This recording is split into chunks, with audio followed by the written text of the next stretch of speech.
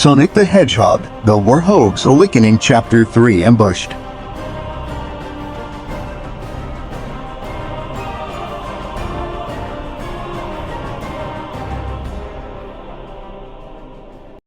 What? The woods look so pretty at night, I said to myself as I started my nightly stroll. I had plans on taking a small route through them and then coming back to the campsite before midnight before any of the others noticed. They were all asleep, and even though I was only 13, I could still hopefully find my way back. The sounds of crickets and toads ringed my ears as I continued onwards into the woods. I started to get slightly scared, but I shook it off. I had incredible powers, so I could defend myself from other foes. Aside from Robotnik, I didn't know if the dude was still alive or not after his robot blow up. It wasn't until I stopped and looked up at the moon above me.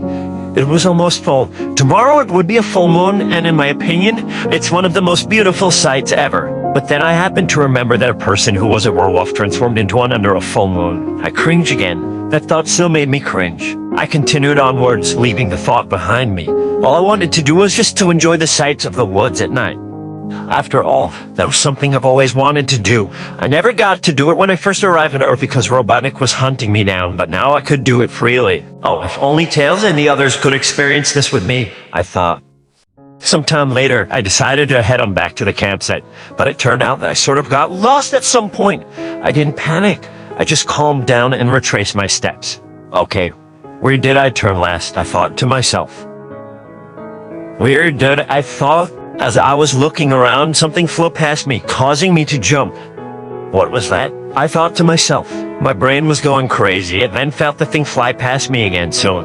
I began to not worry at all. Very funny, you guys. You're not hearing me, I said, crossing my arms. That changed when I heard a soft growl from behind. My ears perked by the sound as I turned around. It was walking up to me, but I couldn't tell what it was.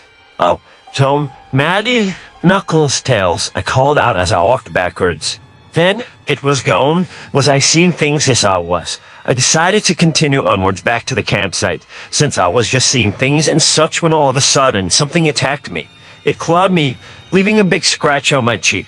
I got up and began to charge up. Okay, if you want to fight, you got it, I said, whipping the blood on the side of my face. I began to attack in all kinds of different directions. It was so dark, I couldn't even see the creature. I was about to move again until I felt pain on my side.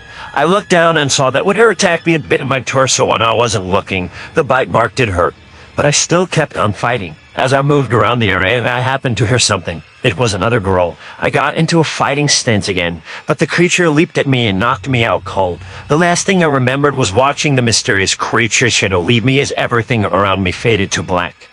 The next morning, Knuckles' point of view. I woke up by the sound of Tails' voice screaming in the back. It took me a while to get situated, but I happened to notice that he was very worried. What happened?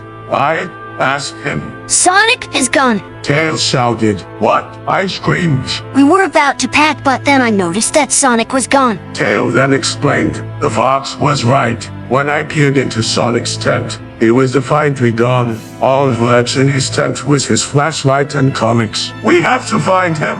I then shouted. Tom then spoke up. Let's pack up first, and then we go looking for Sonic.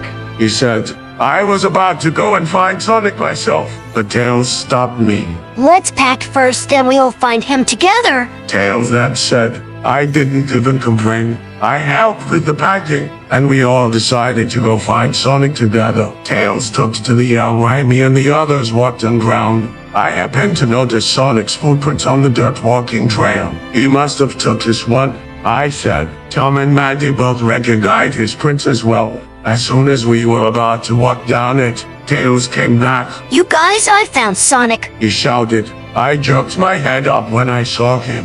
Where? I asked. Tails then sighed and said in a worried tone. Follow me.